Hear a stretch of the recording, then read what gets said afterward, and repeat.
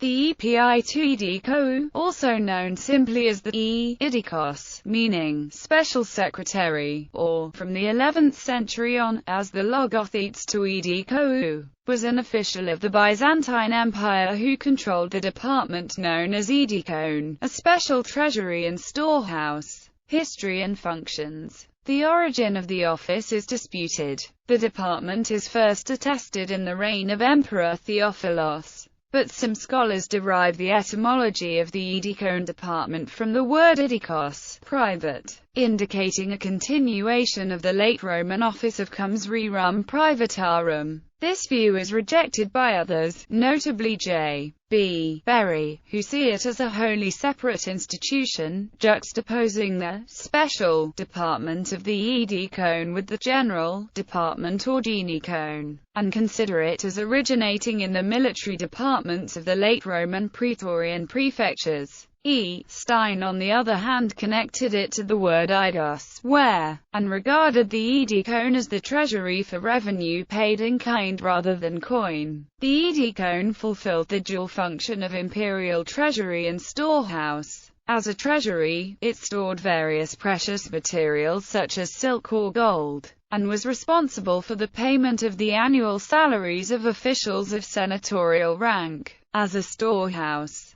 the eidikoun controlled the state factories producing military equipment and was responsible for supplying the necessary material for expeditions, ranging from weapons to sails, ropes, hides, axes, wax, tin, lead, casks for the fleet, or even Arab clothing for the imperial spies, for expeditions in which the emperor himself took part. The eidikos accompanied the army at the head of his own baggage train of 46 pack horses carrying everything from shoes to candlesticks, as well as large sums of gold and silver coinage for the emperor's use. The department is still attested as late as 1081, but was probably abolished some time after. R. Gilland suggested that the logothesian of the eidikou took over its functions. Staff. As with all the Byzantine department heads, the eidikos had a number of subordinate officials. The basilikoi notarioi, as in all fiscal departments, usually of Spartharios rank or lower, a protonotarios is attested in the Komnenian period.